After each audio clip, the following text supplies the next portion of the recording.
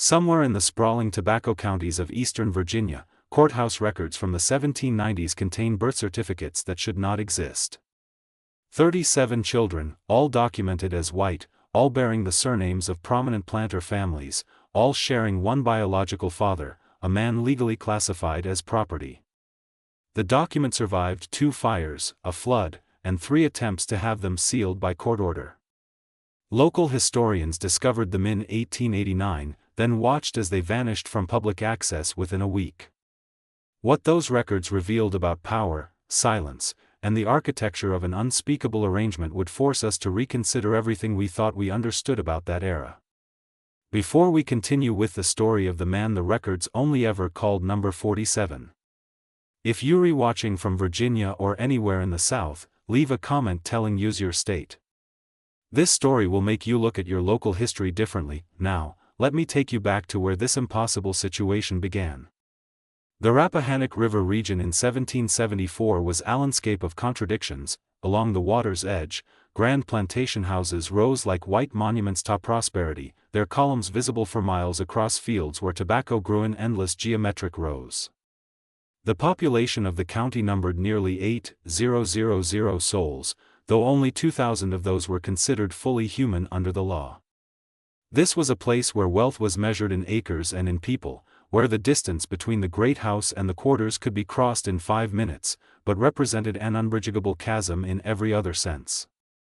The Warfield plantation occupied 200 acres of prime bottomland, its main house, a 3-story Georgian masterpiece that had taken 7 years to complete. Marcus Warfield had inherited the property from his father in 1769 along with 93 enslaved workers and debts that would take a decade to clear. He was 31 years old, educated at William and Mary, ambitious in the way that second sons often are when they unexpectedly inherit everything. His wife Catherine came from a declining Charleston family with an impressive name and little else. Their marriage had produced 1 daughter in 5 years, a fact that generated quiet speculation in the drawing rooms of neighboring estates. The county's social structure was as rigid as its architecture. At the top sat perhaps 20 families who owned the majority of the land. Below them, a scattering of smaller farmers, artisans, and merchants who aspired to join the planter class. And below that, the vast majority people who existed in La Jersa's assets, their lives circumscribed by laws designed to prevent precisely what would unfold at the Warfield estate over the next 2 decades. In 1774, Marcus Warfield made a purchase that neighbors would remember as unusual even at the time. At the Richmond market, he paid premium price for a young man of about 20 years, tall, uncommonly well-proportioned, with features that suggested mixed ancestry several generations back. The bill of sale listed him only as male, healthy, field-suitable, but Warfield had him assigned to the house staff immediately, an appointment that raised eyebrows among the overseers who knew the rigid hierarchies of plantation labor. The household staff at that time consisted of 12 people: cooks, maids, valet, a coachman, a nurse for the child. They lived in quarters behind the main house, close enough to be summoned at any hour, but separate enough to maintain the fiction of distance. The new arrival, given the work name Joseph by the house steward, was assigned to assist with heavy labor, moving furniture, maintaining the grounds, tasks that kept him visible around the main house throughout the day.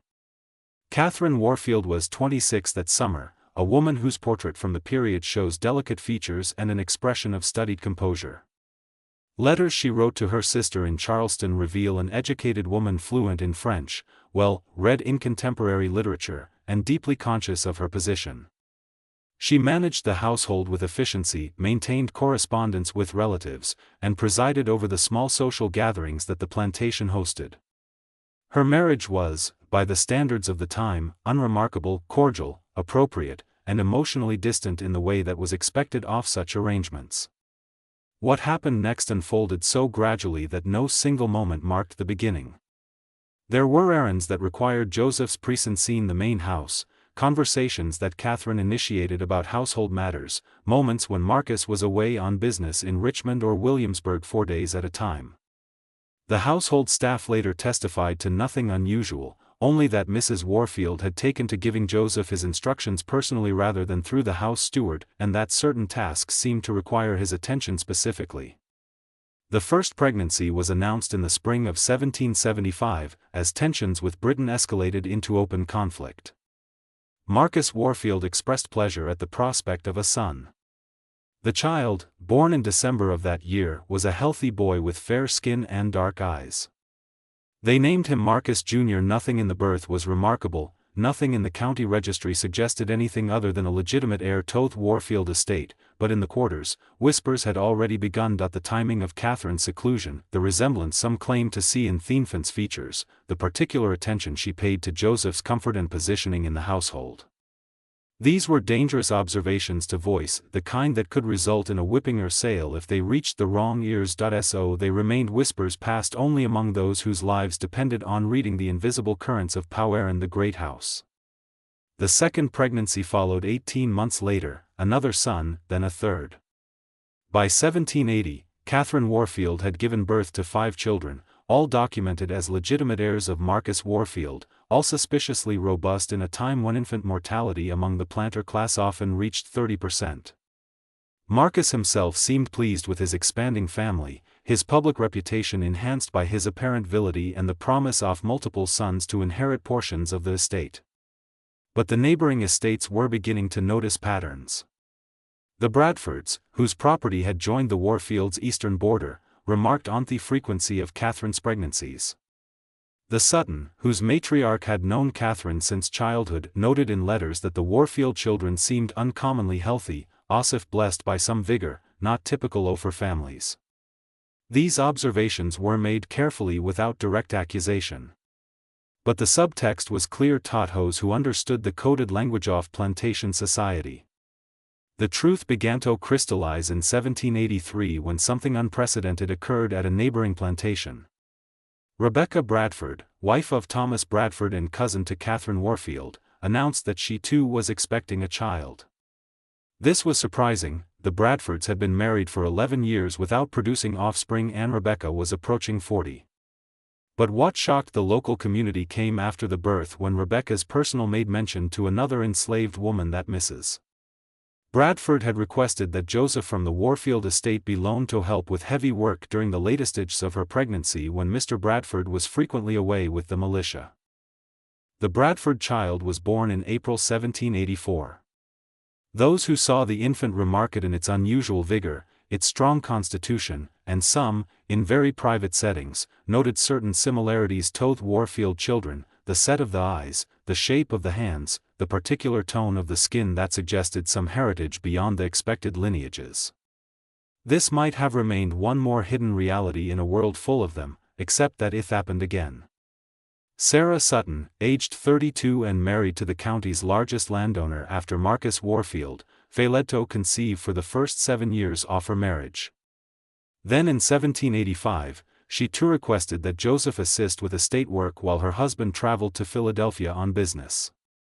9 months later, she delivered twins. A pattern was emerging, but it was a pattern that could not be spoken aloud.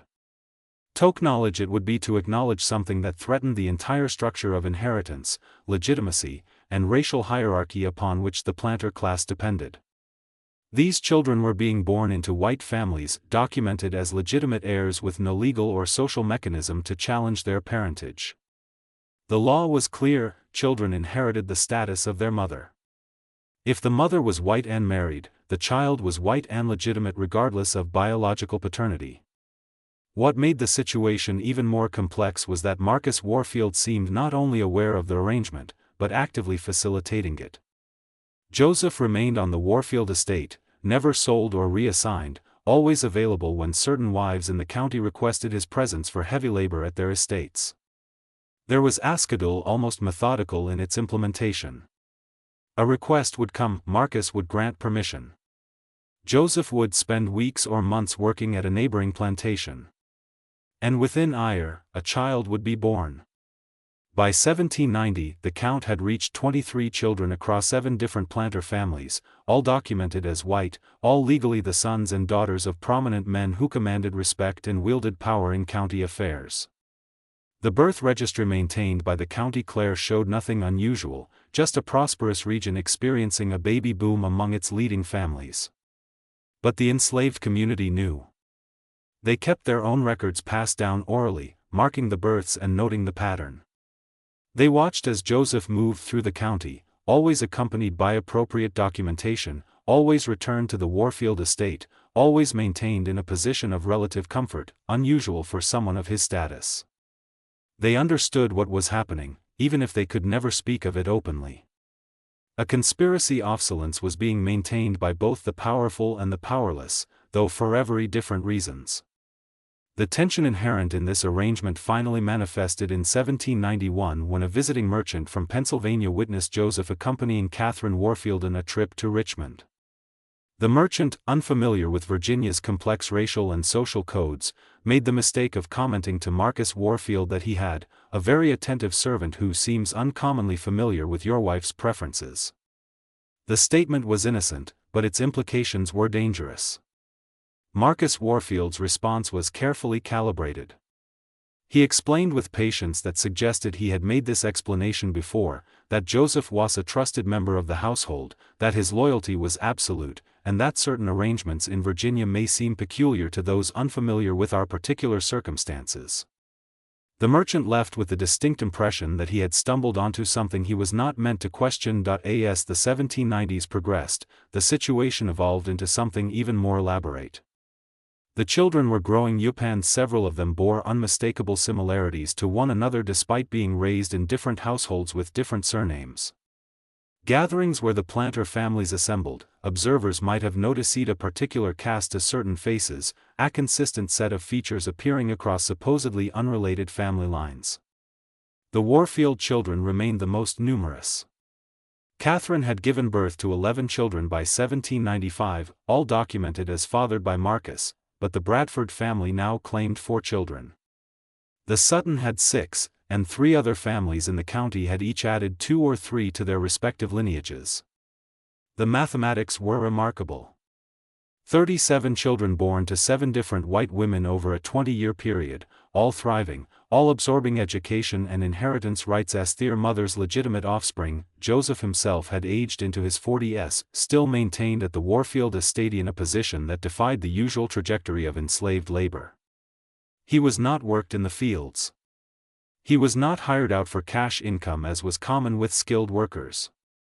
He was kept available, well-fed, housed in quarters better than those provided to the overseers. And remained silent. There is no record of him ever speaking about the situation to anyone, even to others in the enslaved community. What drove this arrangement? The question haunted those who observed it from a safe distance. Some theories suggested that Marcus Warfield had been rendered infertile by a childhood illness and that rather than face the social death of being unable to produce heirs, he had engineered this solution. Others proposed that it was Catherine who wielded the true power, that she had somehow leveraged knowledge or leverage over her husband to force his complicity. Still others imagined a more mercenary explanation that Marcus was being paid by the other planters to maintain Joseph's availability, turning his wife's fertility and Joseph's genetics into a profitable enterprise. The truth, in so far as it can be determined from fragmentary records, appears to be some combination of all these factors. Marcus Warfield's medical history revealed in letters to a physician in Charleston confirms that he suffered a severe fever at age 17 that left him with diminished capacities in certain respects. Catherine's letters to her sister suggest a woman who understood her position and wielded what power she had with calculation. I have secured certain arrangements that ensure me comfort and Marcus' continued position in society. It is not love, but it is sustainable. And Joseph existed at the center of this arrangement as both crucial participant and complete non-entity in legal terms that he had no rights, no voice, no ability to refuse or negotiate. Yet he was treated with a care that recognized his unique value. When a traveling slave trader offered Marcus an enormous sum for Joseph in 1794, Marcus refused without hesitation. Joseph was not for sale. He was too valuable as he was. The conspiracy extended beyond just the immediate families. The county physician who attended all the births knew. The midwives who assisted knew. The house slaves who witnessed the comings and goings knew. The overseers who documented Joseph's movements knew. And they all maintained silence, bound by their complicity, fear, or the understanding that to speak would be to unravel the social fabric they all depended upon. But silence has a weight o' it. And as the children grew into adolescence, that weight became harder to bear. In 1798, the eldest Warfield son, Marcus Jr., now 23, announced his engagement to a young woman from a prominent Fredericksburg family. The marriage would unite two fortunes, secure valuable political connections, and produce the next generation of the Warfield line. But those who looked closely at Marcus Jr. might have noticed something in his features, something that would continue into his own children, a shadow of inheritance that legal documents could never fully erase. The full scope of the arrangement might never have been documented if not for a convergence of circumstances in 1799. The Warfield plantation was experiencing financial difficulties. Tobacco prices had collapsed and Marcus' expansion plans had left the estate heavily mortgaged. He began the painful process of liquidating assets, which in the Virginia of that era meant selling people. The sale notices went up in Richmond and Williamsburg. The Warfield estate would be selling 30 enslaved workers to settle debts. The list was posted publicly as required by law with each person's name, approximate age, and skills. Joseph's name appeared on the list described as male, 45 years, house service, excellent health. The announcement created panic among the other planter families. If Joseph were sold to someone outside the county, the arrangement would be broken. Worse, if he were sold to Simeon who understood his unique situation, he might become a source of blackmail or exposure. Within a week of the notice being posted, Marcus Warfield received visits from Thomas Bradford, Edmund Sutton, and representatives from 3 other families. What they discussed was never recorded in writing, but the outcome was documented. Joseph's name was removed from the sale list. In its place, a complicated financial arrangement was structured whereby the participating families would provide loans to the Warfield estate at favorable terms secured against future tobacco crops. Marcus would retain ownership of Joseph. The arrangement would continue, but something had shifted. The near catastrophe had forced everyone involved to confront the fragility of their conspiracy. A single financial crisis had nearly exposed everything. What if Marcus died unexpectedly? What if one of the wives in a moment of guilt or anger decided to confess to a minister? What if Joseph himself after years of silent cooperation decided to speak? It was Catherine who apparently proposed the solution. In late 1799, she suggested that Joseph be formally manumitted, granted freedom, but with conditions attached. He would be freed legally, removing the possibility of his being sold, but he would remain on the Warfield estate as a paid servant, bound by a contract that ensured his continued availability and silence. The other families agreed to contribute to his annual salary. Joseph himself was presented with this arrangement as a fait accompli whether he desired it or not because his freedom served everyone's interests better than his continued enslavement. The Manham Mission Papers were filed in January 1800. They described Joseph as a faithful servant granted freedom in recognition of long service and specified that he would remain employed at the Warfield estate for a salary of $60 per year, a sum that was simultaneously generous for a freed black man and insulting for the value here presented. The papers required his signature, or rather his mark, as he had never been taught to write. That he made an X on the document that transformed his legal status while changing almost nothing about his daily reality. What did Joseph think of all this? The historical record offers only silence. He left no letters, no testimony, no recorded words. We know he accepted the arrangement because he remained at the Warfield estate. We know he continued to father children with the planter wives because the births continued. 5 more between 1800 and 1804, bringing the total to 42 with 37 surviving past infancy. The children themselves were living paradoxes. They grew up as white Virginians, educated, propertied, completely integrated into planter society. Several of the sons attended the College of William and Mary. The daughters made advantageous marriages into other prominent families. They inherited enslaved people, owned land, participated in the political and social life of the gentry class. Their biological paternity was simultaneously the most important fact about them and something that could never be acknowledged. In 1803, incident occurred that revealed the psychological toll of this sustained deception. Elizabeth Warfield, Catherine's fourth daughter and then aged 17, apparently discovered the truth about her parentage through overheard conversations among the house staff. She confronted her mother in a scene that several people in the house reported hearing, but none would describe in detail. The confrontation ended with Elizabeth being sent to live with Catherine's relatives in Charleston, where she remained for 2 years. When she returned, she never spoke of the matter again, and she married within a year to a man from a Williamsburg merchant family, leaving Virginia permanently. The incident highlighted a troubling question. What would happen when these children, now adults, began having their own children? Would the genetics manifest in ways that could not be explained away? The Planter families were beginning to realize that they had not just hidden a scandal. They had introduced a permanent alteration into their bloodlines that would echo through generations. The year 1806 brought a crisis no one had anticipated. Gabriel's rebellion in 1800 and the subsequent tightening of laws governing free black people in Virginia created an increasingly hostile environment for someone in Joseph's position. New legislation required free black people to leave the state within a year off manumission unless they received special dispensation from the county court. Joseph, freed in 1800, should have left by 1801. He had not and technically was now illegally present in Virginia. The county sheriff, a man named Howell, who had assumed his position in 1805 and was not part of the original conspiracy, began asking questions about Joseph's status. Why Wash still in the county? By what authority did he remain? The questions were innocent administrative inquiries, but they threatened to pull apart the carefully constructed fiction. Marcus Warfield, now 68 and in declining health, was forced to appear before the county court to petition for Joseph Tobe allowed to remain. The petition had to provide justification for why this particular freed black man was so valuable that the law should be bent to accommodate him. The petition, which survives in county records, describes Joseph as a person of exceptional character, who has performed services to several families in this county of such a nature that his departure would cause considerable hardship. The vagueness of the language is striking. What services, which families?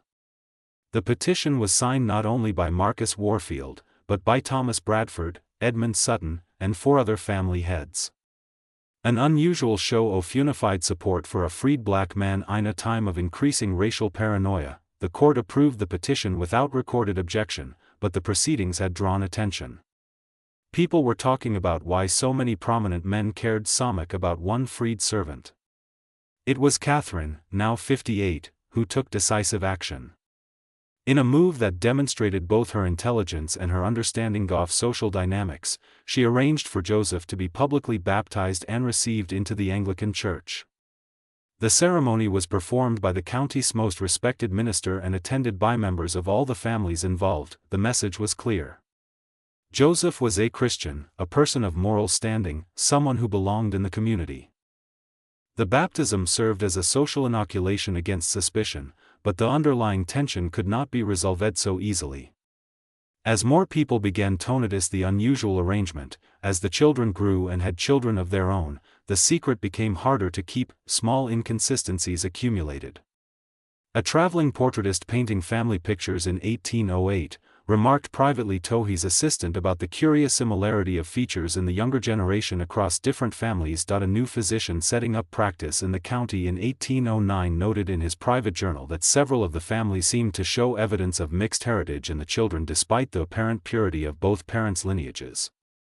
These observations were never made public, but they circulated in the whispered conversations of those who were beginning to piece together the truth. The conspiracy was becoming an open secret, something everyone knew, but no one could acknowledge without destroying the social order. In 1810, a crisis erupted that nearly ended everything.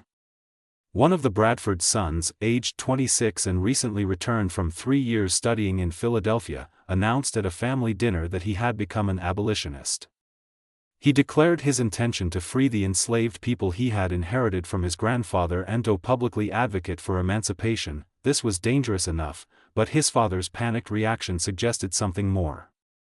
Thomas Bradford took his son to his study, and what transpired there is unknown. But the son emerged pale and shaking. He left Virginia within a week and never returned, moving to Ohio, where he established himself as a merchant and never mentioned his Virginia family again. What had Thomas Bradford told him? Almost certainly he had revealed the truth about the son's own parentage, that he was not Bradford's biological son, that his claim to the family inheritance rested in a lie, and that to become an outspoken abolitionist would inevitably lead to questions about his own background that would destroy not only his position, but his mother's reputation and the legitimacy of his siblings. The young man's sudden departure and permanent silence suggests the devastating effectiveness of this revelation. The beginning of the end came in 1812 as the United States entered war with Britain and Virginia mobilized its militia. Marcus Warfield died in March of that year, age 74, and his death triggered a series of events that would finally bring the truth into the light. The funeral was held on a cold morning when fog rolled in from the Rappahannock, shrouding the plantation Ingray. Every prominent family in the county attended, a show of respect for Amon, who had been a pillar of their community for over 4 decades. The enslaved workers lined the path to the family cemetery, heads bowed as custom demanded. Joseph stood among them, though his position was ambiguous, technically free, practically bound, legally separate, but functionally essential to the assembled family's carefully maintained fictions. Catherine wept at the graveside, but those who watched closely noted something performative in her grief. She was 74 herself, frail in recent years, and the elaborate deception that had structured her entire adult life was about to collapse under its own weight. Marcus had been the architect of their arrangement, the one who had managed the other family's expectations and maintained the financial structures that kept everyone invested in silence. Without him, the conspiracy lacked a coordinator. The will was read in April in the Warfield House drawing room with all 11 surviving children present. The attorney, a man named Havsham, who had served the family for 20 years, read through the standard provisions with practice efficiency, the plantation and majority of assets to Marcus Jr., smaller bequests to the other sons, dowees for the daughters who remained unmarried, a pension for Catherine, a lawfit predictable, appropriate to a wealthy planter's estate. Then Havsham reached the codicil, added just 3 months before Marcus's death. His voice faltered slightly as he read. To the faithful servant Joseph, in recognition of services rendered across many years to this family and to my dear friends who have shared in my fortune, I bequeath the sum of $5,000 to be paid from the estate within 6 months of my death. The room went silent. $5,000 was more than many overseers earned in a lifetime. It was a sum that demanded explanation, and the will provided none beyond that carefully worded phrase, services rendered to his family and to my dear friends. Marcus Jr. stood abruptly, his face flushed. At 37, he had built his own reputation as a capable manager, expanding his inherited portion of the estate and establishing himself in county politics. But he was not a fool, and he understood immediately what his father had done. The bequest was both acknowledgement and trap. It confirmed Joseph's importance while making his relationship to the family undeniable in legal records that would survive for generations. "This is inappropriate," Marcus Jr. said, his voice tight. Father must have been in declining mental capacity when he added this provision. The attorney shook his head. "I witnessed the codicil myself along with Dr. Morrison and Reverend Hughes. Your father was entirely lucid." He insisted on this provision specifically. Catherine spoke from her chair by the window, her voice surprisingly strong. "Your father knew what he was doing. The bequest stands." The tension in that room was suffocating. The children, adults now, with their own families and positions, looked at one another with dawning comprehension. Some had suspected for years. Others were only now beginning to understand.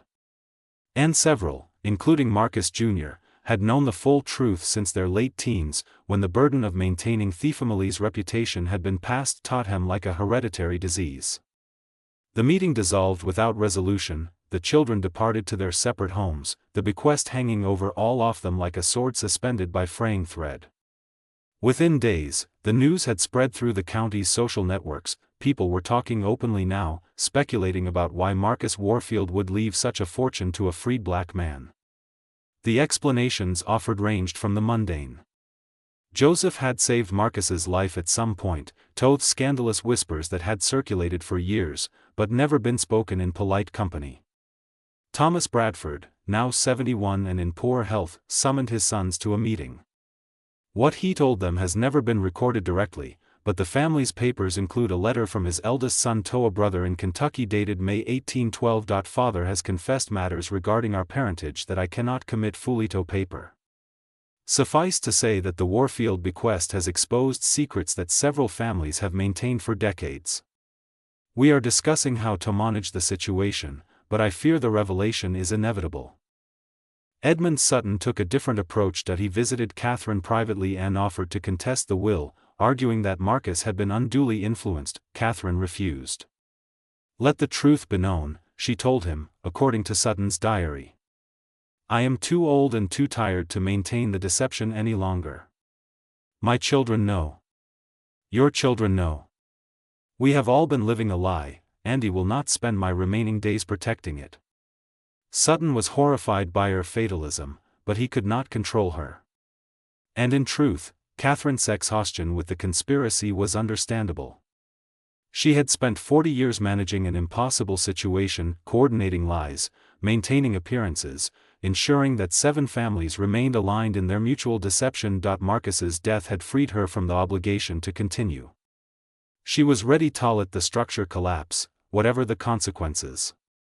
In June, Catherine made a decision that would accelerate everything. She began sorting through her private papers, preparing to have them archived with the County Historical Society. Among those papers were letters, shockingly explicit letters that documented her side of the arrangement. She had kept them hidden in a locked box that only she could access, perhaps as insurance, perhaps as confession to a future she would never see.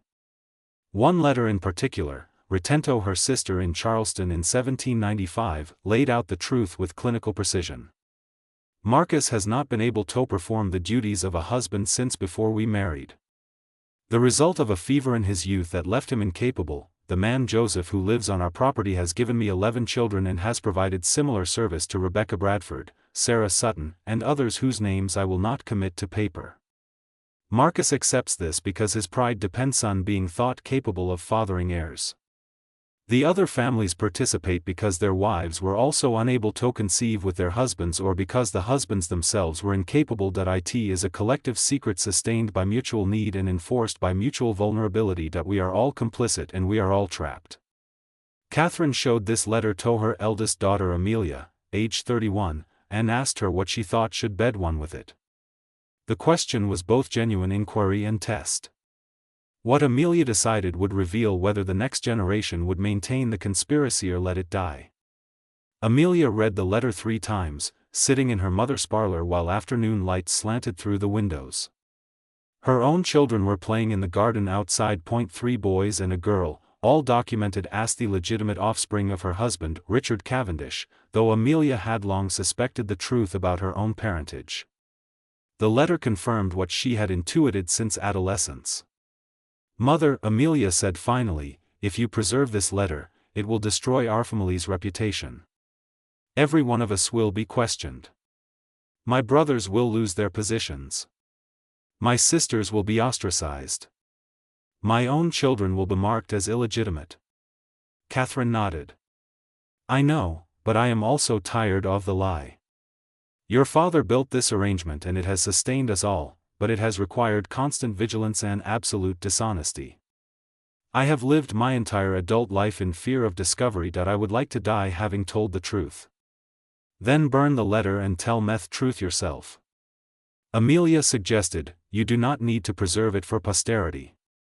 But Catherine shook her head. If I burn it, the truth dies with me, and the lie continues into your generation and beyond. Someone must know. Someone must preserve the record even if it cannot be publicly acknowledged. The conversation ended without resolution. But Amelia left with the letter in her possession. For weeks she struggled with what to do. She discussed it with her husband, who was horrified, and insisted it be destroyed. She consulted with her brother Marcus Jr., who threatened legal action if she made the letter public. She even in a moment of desperation showed it to Reverend Hughes, the county's Anglican minister, seeking spiritual guidance. Hughes's reaction was telling. He did not express shock or moral outrage. Instead, he sighed deeply and said, "I have suspected something of this nature for many years. The patterns were too consistent to be coincidental, but I could never speak of it without proof, and I had no desire to destroy families based on speculation." He advised Emiliato preserve the letter, but to ensure it would not become public in a way that would harm the living. "Let future generations judge," he said. "We are too close to the situation to handle it justly." Catherine died suddenly in September 1812. The official cause was listed as heart failure, but her personal physician noted in his records that she had been taking increasingly large doses of laudanum in the final weeks of her life. Whether her death was suicide or accidental overdose remains ambiguous, but the timing, just as the scandal was reaching critical mass, suggests a woman who chose her exit rather than face the consequences of revelation. Her death brought all the tensions to a head. The sorting of her affections fell to her daughters, and Amelia made a decision that would haunt the family for generations. She took Catherine's letter to the county clerk and demanded that it be entered into the official record as part of Catherine's estate papers. The clerk, a young man named Patterson, who had held the position for less than 2 years, was terrified by the implications.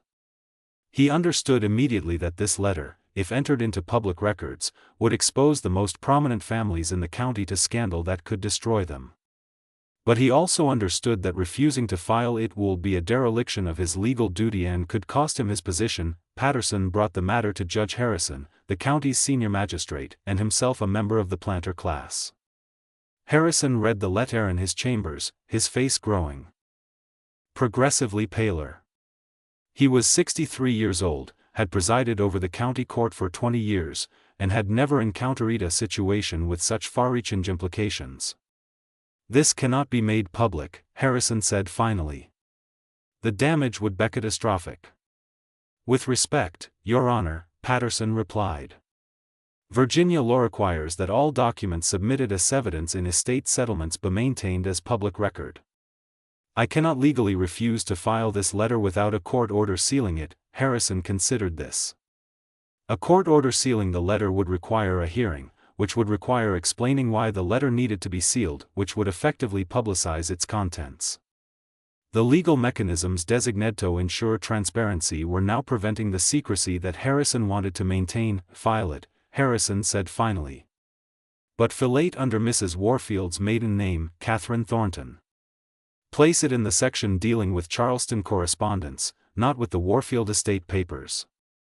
Make it technically accessible but practically invisible." Patterson understood the instruction: hide the letter in plain sight. Buried in bureaucratic misfiling where only someone specifically searching for Catherine's maiden name in connection with Charleston records would ever find it, the letter would be preserved, satisfying both legal requirements and Amelia's desire to maintain some record of truth, but it would be effectively invisible to casual researchers. The filing process, however, required that multiple clerks and court officials read the letter to determine proper categorization. Within 2 weeks, every person of standing in the county knew the truth. The secret was no longer secret, though it remained officially unacknowledged. People began looking at the prominent families differently, counting children, noting resemblances, reconstructing timelines. The social dynamics shifted in ways both subtle and profound. Invitations that had routinely gone to certain families were quietly withdrawn. Business partnerships dissolved without explanation. Political alliances fractured. The county was experiencing a slow-motion social earthquake, with families repositioning themselves relative to the scandal without ever explicitly acknowledging what they were doing. Joseph's position became untenable. He had remained at the Warfield plantation after Marcus' death, still employed, still living in his quarters behind the main house. But with the truth now circulating openly, even if unofficially, his presence was a constant reminder of the scandal. People stared at him in the streets of the county seat. Conversation stopped when he entered a room. The protection that Marcus had provided was gone and Catherine was dead. He was exposed and vulnerable in ways he had never been, even during his years of legal enslavement. In October 1812, Marcus Jr. summoned Joseph to the house. The meeting was witnessed by two of Marcus Jr.'s brothers, apparently to ensure there would be corroboration of whatever was said. Marcus Jr. was direct. "You cannot remain here. Your presence makes the situation impossible for all of us. We will provide you with funds sufficient to establish yourself elsewhere. But you must leave Virginia." Joseph, who had spent nearly 40 years on the Warfield property, and another 13 years as a freed man, unable to leave the county, finally spoke words that someone bothered to record. One of the brothers present wrote down the exchange in a letter to his sister. Joseph asked where he was supposed to go. Marcus said Philadelphia, where the free black community would accept him. Joseph asked if he had a choice. Marcus said no. Joseph asked if he would be able to return. Marcus said not in his lifetime. Joseph nodded and said, "I understand." Ahave always understood. Then he left the room.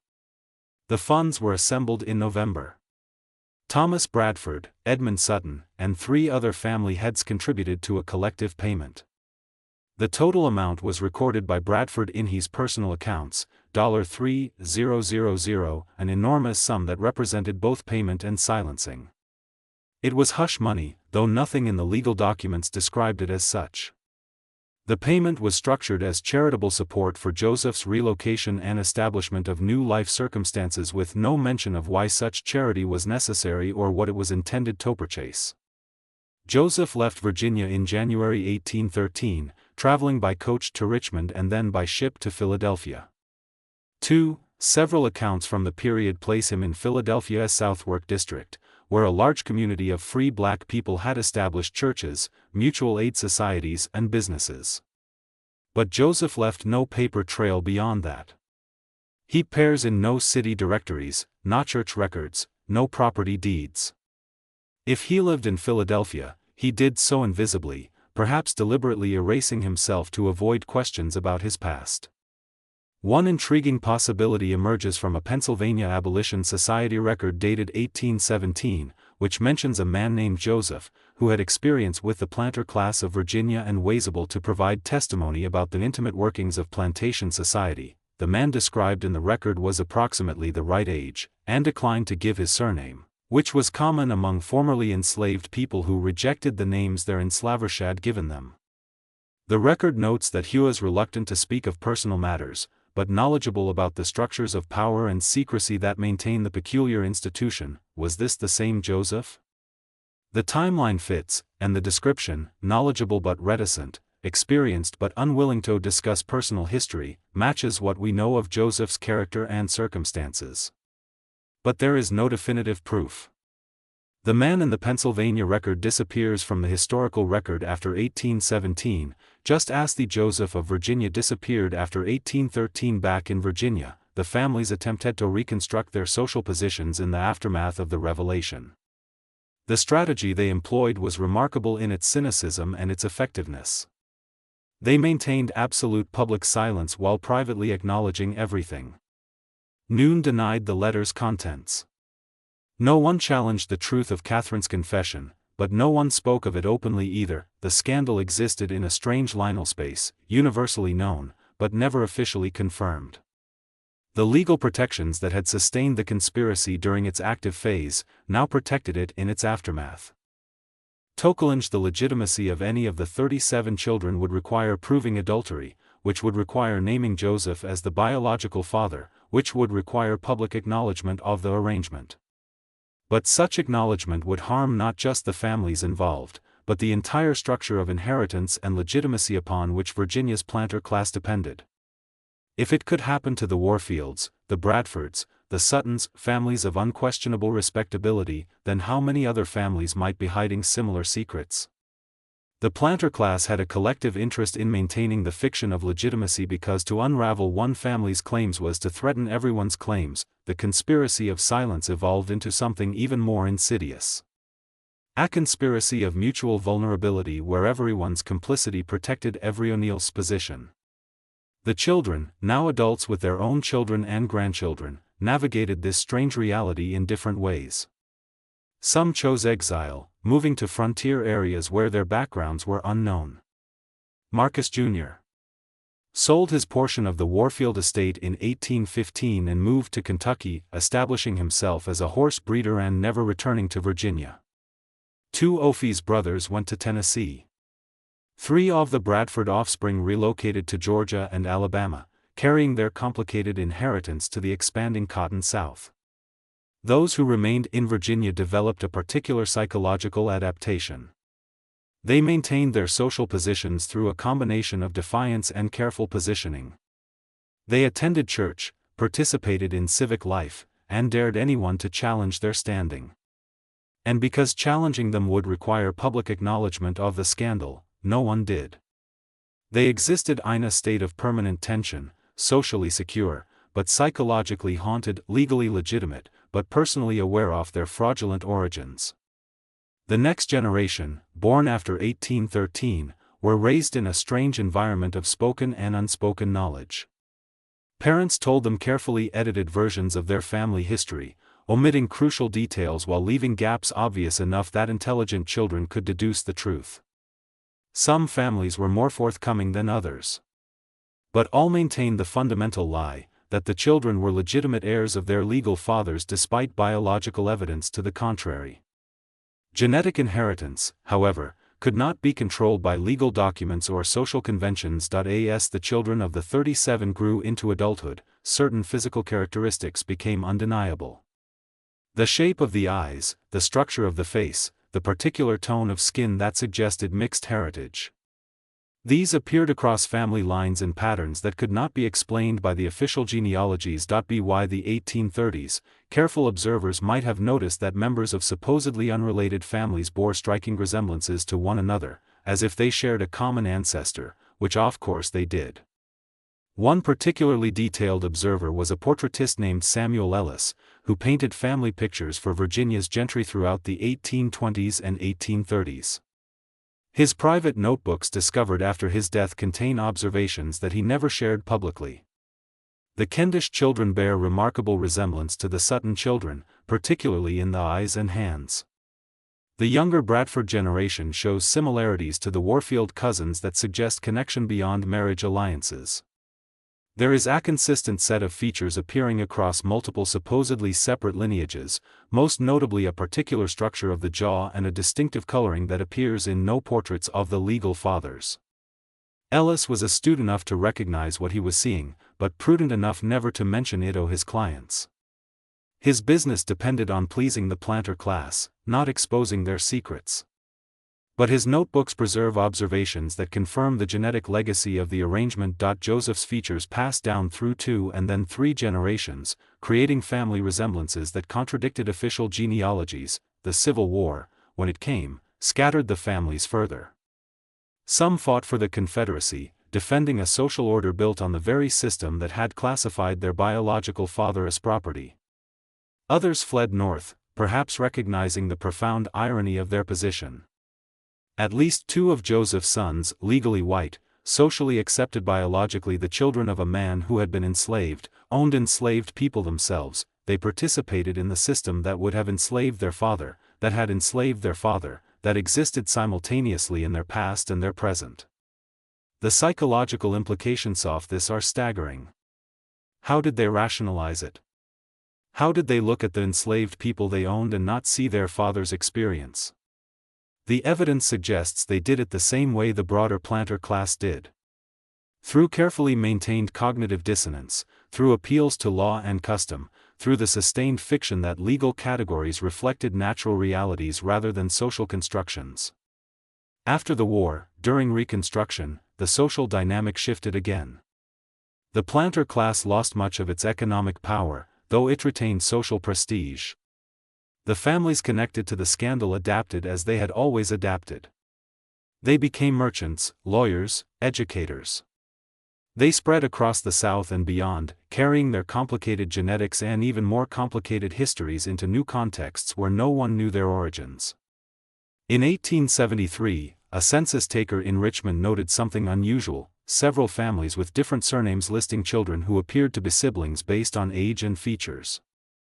The census taker mentioned this to his supervisor, who dismissed it as the census taker being unfamiliar with the complex marriage alliances of Virginia-sold families. The observation was not pursued, and the census records show nothing irregular, but the moment illustrates how the secret persisted, visible to anyone who looked closely, yet invisible to official scrutiny. Because no one with authority had incentive to investigate, the records themselves became the ultimate repository of truth. The county courthouse maintained everything. Catherine's letter filed under her maiden name in the Charleston correspondence section. The birth certificates of 37 children listing their legal fathers. Joseph's manumission papers. Marcus Warfield's will with its revealing bequest. The petition for Joseph to remain in Virginia signed by multiple family heads. All of it preserved, catalogued after a fashion, technically accessible, but practically invisible. The courthouse survived fires in 1834 and 1867. Both times the records were rescued by clerks who understood their historical value, even if they didn't fully comprehend their contents. It survived a flood in 1842 when the Rappahannock overflowed its banks and water filled the first floor of the courthouse. The records were moved to the second floor, dried out and carefully preserved. It was as if some impulse toward historical truth persisted even in a society built on denial. In 1889, 77 years after Marcus Warfield's death, a historian named David Herschel was researching Virginia's planter families for a comprehensive genealogical study. He was working in the county archives when he found Catherine's letter misfiled under her maiden name. Herschel was a meticulous researcher trained at the University of Virginia and immediately recognized the significance of what he was reading. He spent the next 3 months cross-referencing the letter's claims with other county records. He examined birth certificates, marriage records, estate papers, property transactions, census data. While the discovered was a pattern so consistent it could not be coincidental. 7 women, all married to prominent planters, all producing children at consistent intervals over a 20-year period, all connected to the Warfield estate through documented visits and labor assistance arrangements. The children numbered 37 survivors out of 42 births, an infant survival rate of 88%, far higher than the typical rate for the planter class, which hovered around 65%. Herschel's conclusion was inescapable: the letter was true. The arrangement had existed. 37 children of Virginia's planter elite were biologically the offspring of a man who had been enslaved until 1800. These children had inherited property, enslaved people, social position, and political power. All based on legal fictions that everyone involved had agreed to maintain. Herschel wrote a comprehensive article documenting his findings. He was careful in his language, presenting it as a historical case study rather than a sensational expose. He focused on the legal and social mechanisms that had allowed such an arrangement to persist. Using it as Allen's to examine the contradictions of antebellum Virginia society, the article was 30 pages long, meticulously footnoted and devastating in its implications. He submitted the article to the Virginia Historical Society for publication in their quarterly journal. The article was accepted by the editorial board in November 1889. It was scheduled for publication in the January 1890 issue. Advanced copies were sent to the Society's major donors as was customary. The response was immediate and severe. Within 2 weeks of the advanced copies being distributed, the Society received letters from 7 different families, descendants of the original conspirators, threatening to withdraw their financial support and to pursue legal action for defamation if the article were published. The families argued that Herschel's research was based on an unverified letter of dubious authenticity, that his conclusions were speculative, and that publication would unfairly damage the reputations of respected Virginia families. Based on insufficient evidence, the Society's board met in emergency session in December 1889. The meeting minutes preserved in the Society's archives reveal a heated debate. Some board members argued for publication on grounds of historical truth and scholarly integrity, others argued that the Society had a responsibility to the families who supported it financially and that publishing allegations of this magnitude without absolute proof would be responsible. The final vote was 8-5 against publication. The article was pulled from the January 1890 issue. Herschel was informed that further verification is needed before making such serious claims about respected Virginia families. He was encouraged in carefully worded language to pursue other research topics that might be more appropriate to the Society's mission of celebrating Virginia's heritage. Herschel was devastated but not surprised. Understood the forces array against publication. He made one more attempt, submitting a revised version of the article to a national historical journal based in Boston. This version was also rejected, though the reasons given were different. While the research is intriguing, the subject matter is too regional and too sensational for our journal's focus on broader historical trends. Herschel's notes and draft manuscript were archived with his other papers when he died in 1902. They remained there uncatalogued and unexamined for another 8 decades. The story he had uncovered remained buried, protected by the same mechanisms of silence that had protected it for a century. The families themselves continued to thrive and disperse. By 1900, descendants of the 37 children lived in Virginia, Maryland, North Carolina, South Carolina, Georgia, Alabama, Mississippi, Tennessee, Kentucky, Missouri, and Texas.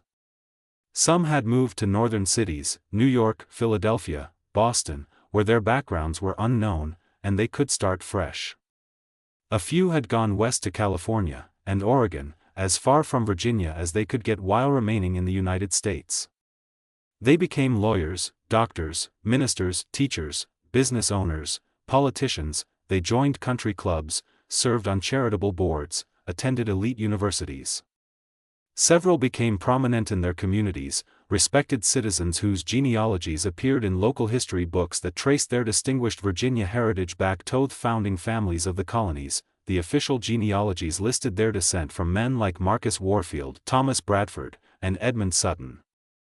The truth that they descended from a man whose legal name had been reduced to Joseph and whose status had been property was known to some family members but never acknowledged publicly. Joseph himself left one more trace in the historical record, though its authenticity cannot be conclusively verified.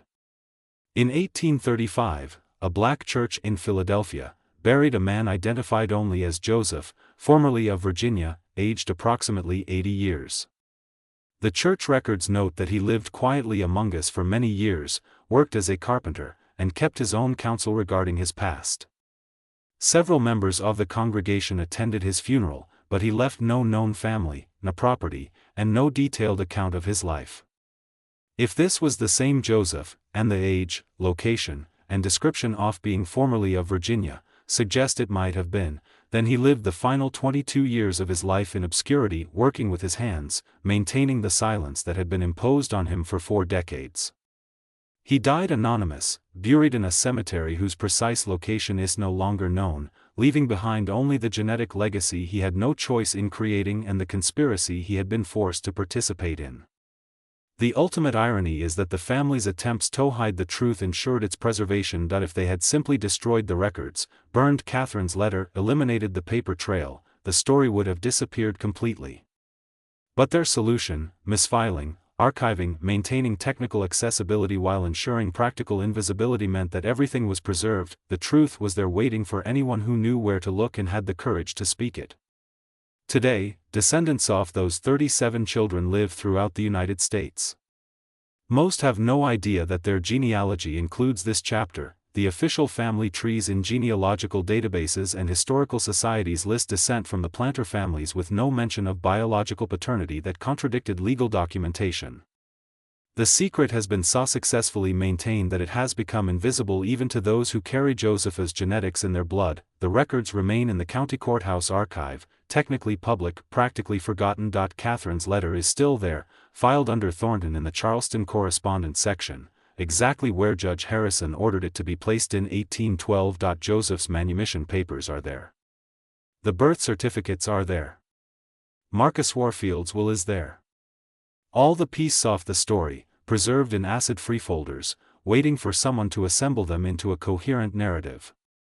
What does this story tell us? It reveals the extraordinary flexibility of social systems built on rigid hierarchies.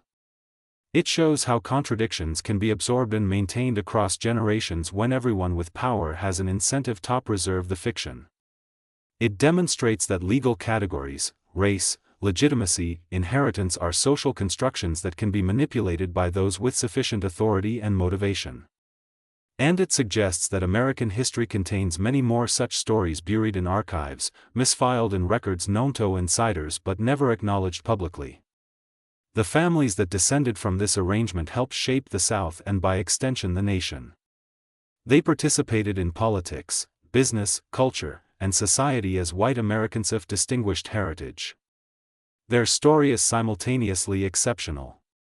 Few arrangements could have matched this one in scope and duration and representative of the countless ways that race, power, and legitimacy were negotiated in the gaps between law and reality.